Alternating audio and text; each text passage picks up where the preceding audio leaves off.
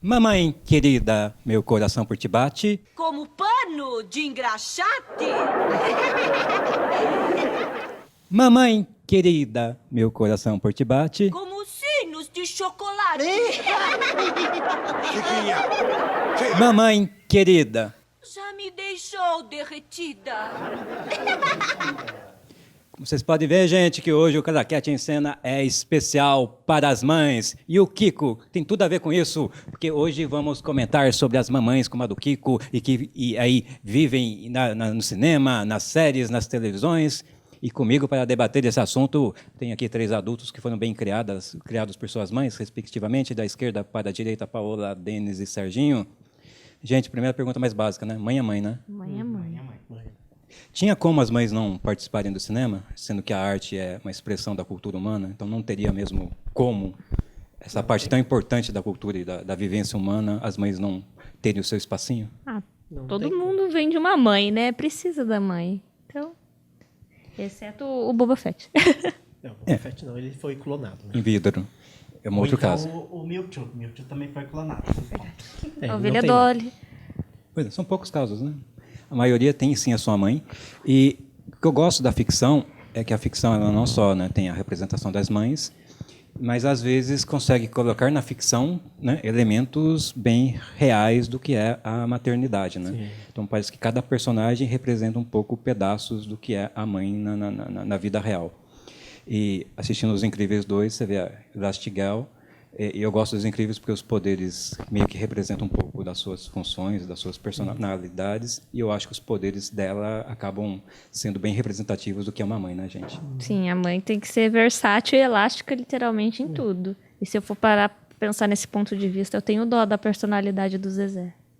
Verdade. Porque Verdade. vai ser uma criança bem difícil. Bem difícil, como a maioria das crianças acho que são hoje em dia, né?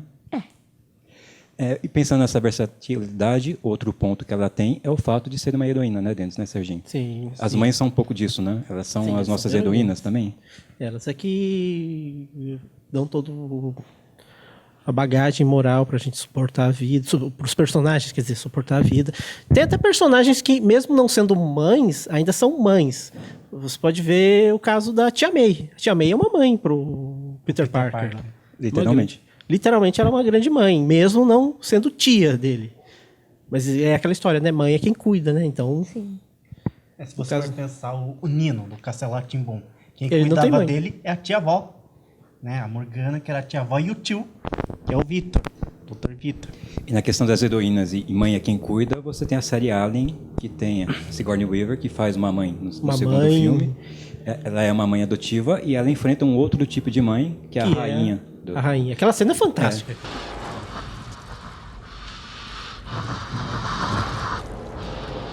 Go. Move. No. Here. Here. Run.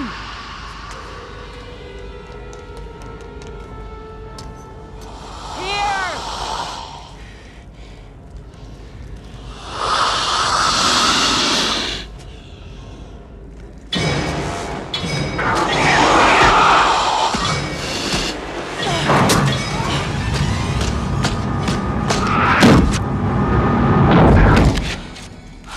Que daí são as duas mães lutando para proteger as suas crianças. É né? incrível que nesse filme, assim, o que você tá vendo é um filme sobre mães.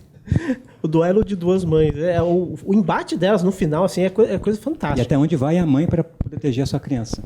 Tem essa representação no filme, né? Tem aquela famosa frase que ela diz, né? Eu não vou falar aqui porque suja, que ela solta um peteleco lá pra mamãe Allen. Mas aquela cena toda é fantástica. Muito boa. E não é a única mãe que faz de tudo. Tem a para Sarah proteger- Connor também eu ia no segundo citar a filme. Sarah, né? Porque é outra mãe também nesse quesito de ficção científica, aí mãe biológica, que no primeiro filme a função é ela gerar a criança e nos outros filmes ela tem esse papel de proteger essa criança acima de tudo, né?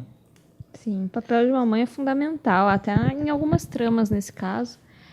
Isso me remete um pouco a séries como Eu, Patroa e as Crianças, que a Jay faz de tudo para proteger os filhos. Família Dinossauro. Família Dinossauro, O Maluco no Pedaço, que a mãe deixa o filho morar com os tios, para os tios criar por causa do lugar que o cara vive. Tem todo um clima, né? Mas mãe é mãe. E Mãe a Mãe até quando briga com as crianças. Você citou as séries, você tem a série do Todo Mundo Odeia o Chris, que é baseado na história do Chris Rock. Então, é a mãe verdadeira sendo, né, homenageada na ficção, e ela é a mãe que briga com as crianças, ameaça eles, faz barraco, mas ela faz isso no E ela tem uma desculpa incrível, né? Que ela dá pras coisas. Ela fala, meu marido tem 2 empregos.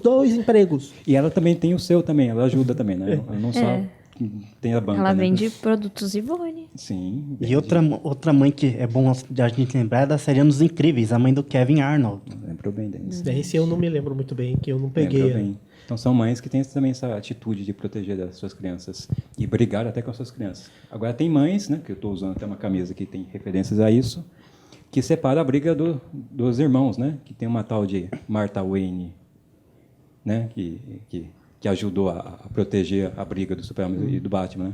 Que seria até dos 2 maiores heróis do mundo se não Sim, fossem suas mães, né? Se chama Marta. A Martha Kent e a Martha Wayne. Verdade. Aliás, que cena aquela, né? Ele quase quebrando ele em casa. Marta. Quem é Marta? Ah, é minha mãe. Ah, é minha mãe A também. minha mãe também. Não, só faltou isso. Assim. E é interessante essa cena porque são os 2 aspectos de mãe, né? É um que tem a sua persona formada pela perda da mãe e o impacto que isso tem, a falta que ela faz, e o outro que tem a presença da mãe como um elemento constante, que é o que dá até a humanidade do personagem, sendo que o personagem não é nem humano, ao menos no sentido literal de humano, né? Ele é um personagem que vem de fora do nosso mundo.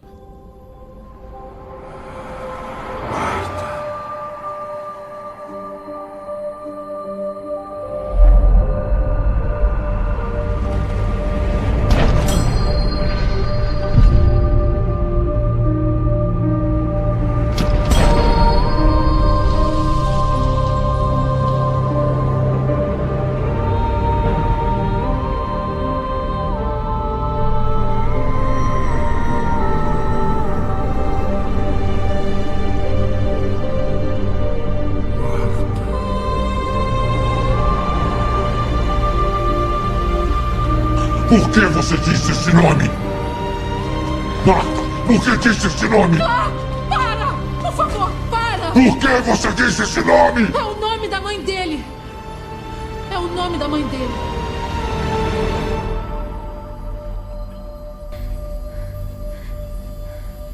Tem também as mães de anime. Eu fico imaginando a mãe lá do Fullmetal Alchemist, que ela morre, mas ela, o tempo todo ela está sendo relembrada. E que mãe incrível era aquela, né? A mãe do Midoriya, de Boku no Hero, ela é incrível. Ela dá todo o suporte possível Sim. pro Midoriya, mesmo com as dificuldades que ele Tem uma mãe também daquele anime, vocês assistiram? Crianças Lobo? Se você não Não. assistiu, assista. Eu vi É um pedacinho só. uma grande mãe aquela também. Ela dá suporte para as ela dá um escolhas dos filhos, né? Ela, o tempo todo lá, ela sozinha, assim, eu fiquei pensando, nossa senhora. E, claro, eu não sou um lobo, né? Mas eu fiquei pensando que, em parte, aquilo era minha mãe também, se esforçando, tendo que... Não, você é um lobo, Sargento, você pode contar isso. É um segredo que as pessoas já estão sabendo. E fora essa questão do suporte, como você tem o caso do Batman, que não tem a mãe, você tem vários personagens que não tem a mãe, citou que é o Homem-Aranha, que não tem uma mãe, Tem uma mãe que assumiu, mas a porém mãe não é a mãe. Se você for pensar, o Tarzan foi Também. uma macaca quem assumiu. É. O Mowgli foi uma loba que assumiu. O instinto materno delas falaram Nós temos mais alto. outras figuras maternas nesse caso, né? Que também faz às vezes de mãe, né? Mãe não é Sim. só mãe biológica, né? A maternidade é uma coisa maior do que só a biologia, né? Você tem esses cuidados. E tem a questão da falta que as mães fazem, e tem vários personagens que são perturbados justamente pela falta dessa presença maternal, né? A gente citou Um aqui deles e clássico é o Bambi, né? o sofrimento que é pro Bambi perder a mãe, né? Perder a mãe. Não, a maioria das princesas Disney não tem mãe, né? Porque o Disney não tinha mãe, então ele não achava que os desenhos dele tinham que ter mãe também. E autobiográfico, então? Nesse sentido, Em parte é, né? nesse sentido, seria. sim. Eu nunca olhei pra essa ótica, interessante. Muito interessante. Não, tem o caso da mãe do Norman Bates, né? Que, nossa senhora, exemplão de mãe, né? Sim, Se você nossa. conhece, se quem assistiu Psicose sabe Você do dá que pra eu dizer tô que cuidou bem da criança, né? Formou bem, né? Formou bem uma pessoa. Eu já funcional pra sociedade. eu já achava ela perturbada. Eu comecei a assistir o Bates Motel. Nossa senhora, prenda essa mulher, pelo amor de Deus. E engraçado, né? Esse não é o único personagem que foi pro caminho do mal, Né? Quando perde a mãe, você tem um tal de Darth Vader, que acontece algo parecido no episódio 2, que é o primeiro passo para o lado negro mesmo, é quando ele chega em Tatooine, ele não consegue resgatar a mãe, e a dor da perda da mãe Sim. é o que coloca ele numa descendente, que ele depois acaba nem se recuperando. Sim, verdade. E depois ele perde a outra figura materna da vida dele, que é a mãe dos filhos. Como não Aí tem ele mais vira de vez. aquela personagem, né, que agrega qualidades, né? Aí essa personagem não existe mais, aí ele já se perde de uma vez, né? Que ele pega uma coisa, Denis, que é a questão da a mãe que não tem a presença de um pai. Ela assume todas as funções. No caso do Anakin, é só a mãe, ele não tem outro parente, é só a mãe que cuidava dele, por isso que o peso. Isso também é muito comum, né? Você tem várias histórias em filmes. O Toy Story é assim, o pai, ele nunca Ninguém apareceu. sabe quem é. Ninguém sabe quem é o pai do... Ou o pai é muito ausente por questão de serviço, trabalho, outras coisas, porque o pai largou, você tem um divórcio. O ET é assim. O ET é uma história de divórcio, quem assume a bronca é a mãe.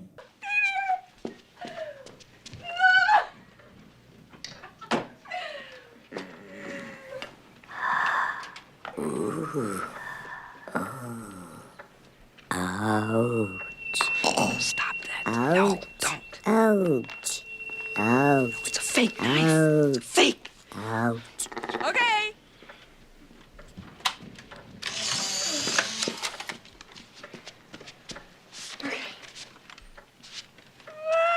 You look great. Thank you. Thank you. Thank you.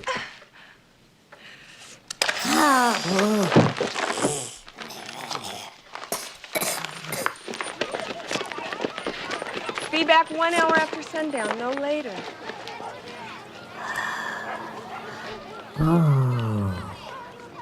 Hi. Gertie, come here. Come on. Sim. Né? E a mãe acaba protegendo depois até o ET, adota até o ET, junto com as suas crianças e protege todo mundo. Então, filmes mostram muito esse lado que, às vezes, a bomba estoura mais para o lado feminino do que para o lado masculino na hora de cuidar das suas crianças. Não, como eu citei aqui, o Crianças Lobo é assim. Ela tem que se virar, ela tem um dinheiro lá que o lobisomem ela deixou para ela, só que uma hora acaba, ela vai ter que se virar nas duas pontas. É bem realista, assim, embora seja um anime com um lado fantástico, ele é bem realista nesses pontos. Você percebe também essa realidade aí, Denis? Nesses filmes, você consegue notar aí esses aspectos de mãe, mesmo quando você tem esse universo de fantasia, de raposas, de naves espaciais? Tem, né? Sempre tem. O lado mãe sempre aparece muito. Dumbo, por exemplo, tanto clássico quanto agora. A mãe do Dumbo se fez tanto presente na vida dele, mesmo depois que ele fugindo, o Simba também do Rei Leão, por mais que ele tenha fugido depois da morte do pai, a presença da mãe se fez ali ainda. Ele carregava a mãe dele dentro dele. Se bem que no caso do Rei Leão, acho que é o lado mais paterno que está lá. O lado materno, assim, a gente vê pouco, assim, né? Mas o nosso lado materno está pedindo para a gente parar um pouquinho, que a gente tem que fazer uma pausa, até porque eu tenho que vestir um casaco, porque está frio. Assista, criança. Paulo. Assiste, criança. Mas eu dormi.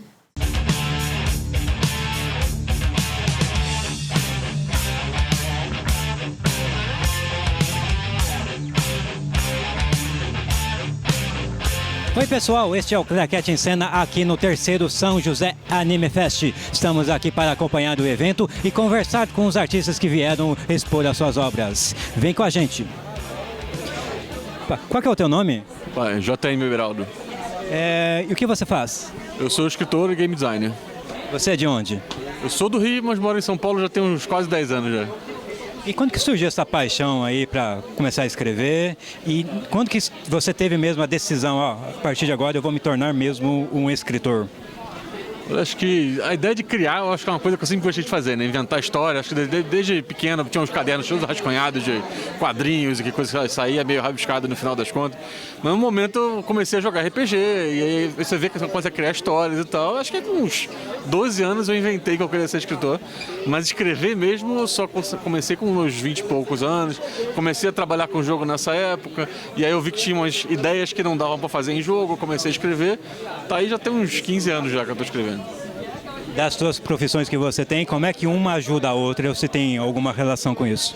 Não, com certeza. Assim, como eu trabalho com game design e sou escritor, geralmente eu acabo fazendo a parte dos jogos que é muito focada com narrativa, né? Não só a criação do mundo, o personagem, mas também tem esse lado do como é que você conta a história, o que o jogo faz que passa um pouquinho dessa história para ele.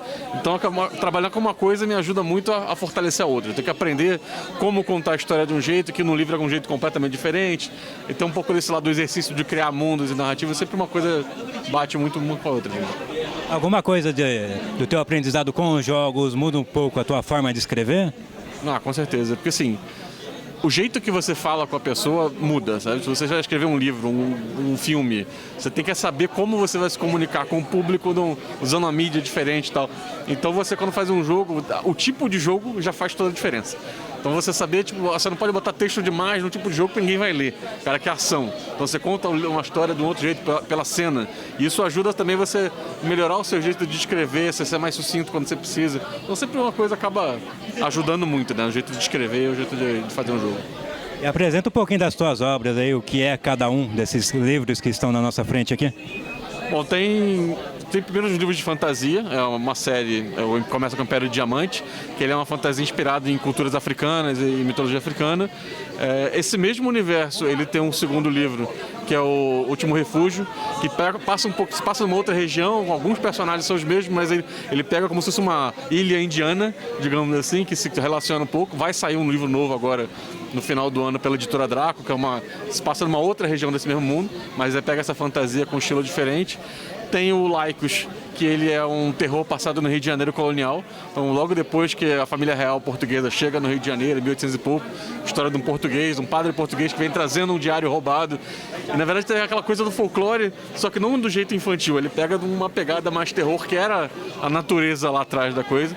E também tem a ficção científica, também é um único universo, são histórias diferentes, mas tem o Véu da Verdade, que foi meu primeiro livro, publicado já tem esses 15 anos atrás, que é uma história mais aventura espacial, estilo um Star Wars, uma coisa meio assim. E os Jogos de Guerra, que é o mais recente, saiu agora esse ano, que é um pouco mais militar, é uma história de um esquadrão de pilotos brasileiros enviados para tentar impedir uma guerra na África, e aquilo se desenvolve uma coisa muito maior e vai crescendo. Então, cada livro tem um pouco seu estilo, sempre tentando fugir um pouco do convencional, sabe? Porque tem muito do mesmo, então é isso. Tuas ideias são ótimas. Te dá um pouquinho assim, até de inveja de você de repente não ter nascido nos Estados Unidos, porque o que você faz já teria virado filme, série e tudo mais, quadrinhos e por aí vai. Bate um pouquinho, pelo menos essa inveja, um pouquinho. Olha, é aquela coisa, tem que saber, né, que a gente está vivendo no Brasil, a gente tem que se adaptar à coisa, né? Quem sabe um dia eu não consigo levar isso para fora e acaba acontecendo. Até lá, tipo, eu vou fazendo pra minha conta aqui. Tipo, então, a ficção científica saiu um jogo que eu fiz por conta própria. Então, aos poucos, assim, dá para poder tentar sair em outros lugares. Quem sabe, né? Um dia acontece um negócio desse. E agora com você fazendo os livros, participando dos eventos, projetando para esse futuro aí, quais são os seus desejos mesmo, os seus objetivos, o que você quer fazer daqui para frente? Olha, acho que assim, a grande coisa é conseguir fazer com que as pessoas conheçam o meu trabalho. Já estou há 15 anos escrevendo. Do lado dos jogos no Brasil, as pessoas começaram a conhecer o meu trabalho, mas com o livro ainda é uma coisa que é uma briga, né, sempre. Exatamente qual é o caso que você falou, né? Tipo, a mídia está muito grande já com as coisas que vêm de fora. As pessoas estão acostumadas, já vêm com o estardalhaço da propaganda, e enquanto a gente está aqui meio que tá na luta de mostrar. Então, assim, minha grande coisa é as pessoas conhecerem o meu trabalho, lerem, gostou? Conhece, tem mais coisas, assim. É isso. Agradeço, muito obrigado.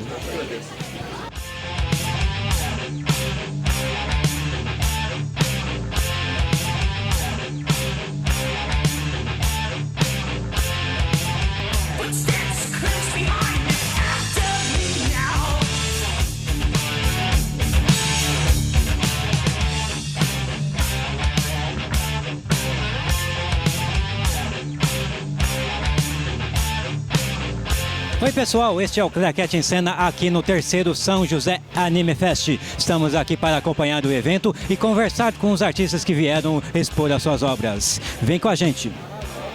Qual que é o teu nome? Eduardo Cassi. Você veio da onde? Sou de Guarulhos. E o que você faz? Eu sou escritor e roteirista de histórias de fantasia histórica. Quando que nasceu a sua paixão pela escrita e quando que você tomou essa decisão? Quer saber, eu quero ser um escritor de verdade mesmo, quero ser um profissional da área? Olha, tem uns que têm o dom de pintar, outros tocam, eu me comunico por meio da escrita. Então, desde muito novo, eu sempre gostei de escrever. E chegou um momento da minha vida que eu falei, não, vou ser um escritor profissional. Fui estudar, fui pesquisar, fui trabalhar em cima disso e lancei meu primeiro livro em 2012, que é o Andarilho das Sombras, e desde lá eu me considero, eu sou um escritor que está trabalhando a literatura fantástica no Brasil. Então, o start da carreira foi em 2012 com o lançamento do primeiro livro e desde lá eu não parei. Agora vamos comentar um pouquinho das tuas obras, né? Fora essa primeira, você tem vários outros romances e você chegou a fazer até HQ já, né? Sim, tudo começou com a minha primeira série, que é a série Tempos de Sangue. São 5 livros, a parte de literatura está completa e o que a gente está lançando novo agora são os quadrinhos, as HQs da série. Depois veio a Saga Vikings, que é um novo trabalho meu dentro da literatura fantástica, e participação em diversas coletâneas de parceiros, de amigos, que a gente participa com contos também, sempre com essa pegada de fantasia histórica, totalmente ambientada no nosso mundo, trazendo a fantasia para a nossa realidade. E que leitura você faz aí da situação desse tipo de proposta no Brasil? Né? O Brasil não era exatamente muito conhecido por fazer obras de fantasia, de ficção científica e tudo mais. Isso tem mudado, tem aparecido mais oportunidades, esse mercado está abrindo. Qual a tua leitura sobre isso? Olha, quando eu comecei, realmente os leitores ainda tinham um pouco de dificuldade de compreender que havia brasileiros trabalhando com literatura fantástica. Mas com o tempo isso daí foi mudando, tanto pelos próprios leitores conhecendo mais, quanto pela postura dos próprios profissionais da área.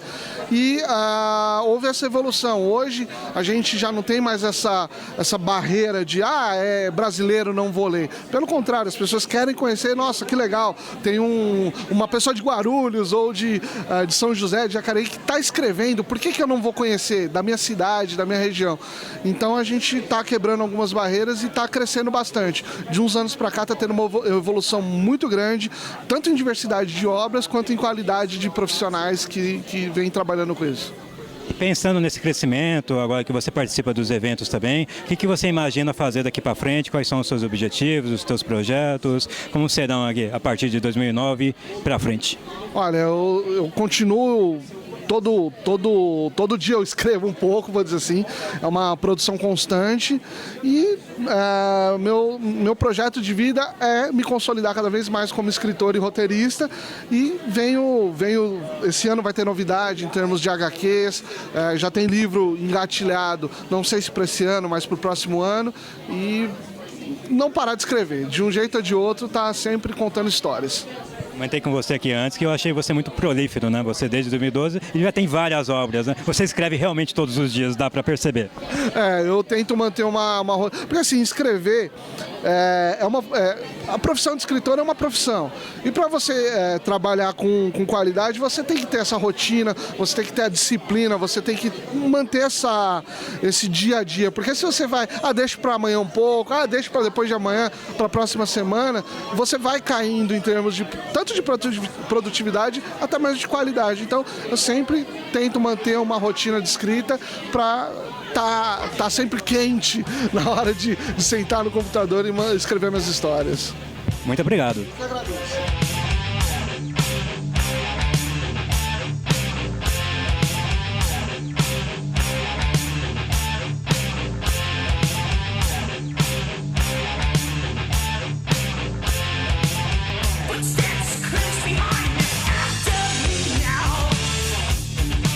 Estamos de volta com o Claquete em Cena Especial, falando sobre as mães na ficção.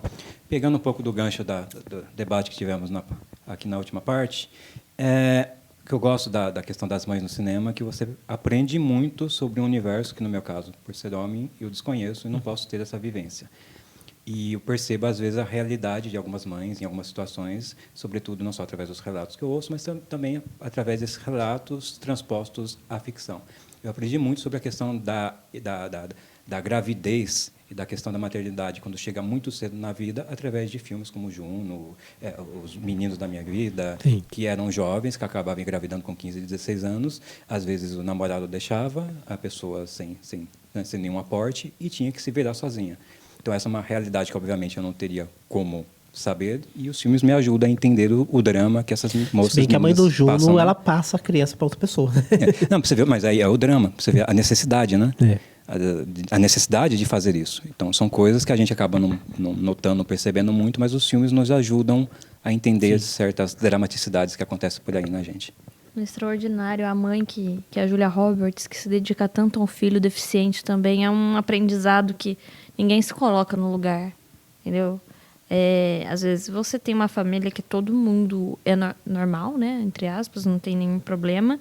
E o quanto ela teve que parar a carreira dela para se dedicar a uma criança portadora de necessidades especiais, todo aquele cuidado de adaptação, o julgamento dela, a frustração dela com a carreira dela, mas ela tinha que dar o exemplo para os filhos. É complicado. Tem gente falando que do extraordinário. só assim, assistindo o papel de uma mãe e interpretado por uma boa atriz para você entender a essência, pelo menos, daquilo. Não tem como se colocar no lugar, mas tem como criar empatia. E trazendo essas histórias um pouco mais para o mundo real, a gente não pode deixar de homenagear as nossas próprias mães. Paola, qual que é o nome da tua mãe? Cristina. Denis, o nome da tua mãe? Sônia. Serginho, o nome da tua mãe? Eu vou fugir do script, que é o nome da mãe de todo mundo aqui. Welly, qual que é o nome da tua mãe? Neuza. Neuza. Rodrigo, qual? Célia. Gino. Sebastiana, Célia. E temos uma mãe aqui, por favor, vem aqui. Fugir desse script, a única mãe que está aqui para ser homenageada é a mãe do Denis. Aqui, olha lá, Denis. Levanta, gente. Vem todo mundo aqui, vamos fazer uma salva de palmas para as nossas mães, que merecem. Fica aqui ao lado do seu filho. Bom filho, hein? Parabéns. Foi bem criado. Foi. Foi bem criado, né? Muito esforço, muito trabalho. Muito esforço, trabalho? Muito esforço, muito trabalho. Passou por muitas coisas, por 19 cirurgias. Ficava meses e meses no hospital junto com ele. Mas aí, fez faculdade e está aqui. É um guerreiro, né, Denis? Sim, com certeza. E agradece a mãe, né? Mãe, pai, tio, todo mundo. Amigo, amiga.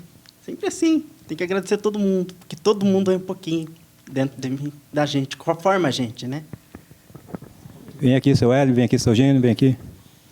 Pessoal, todo mundo, momento singelo do programa. Consegue abaixar alguém aqui? Abaixa alguém aqui. Palmas aí, pessoal, por todas as mães. Amamos vocês. Obrigado por tudo.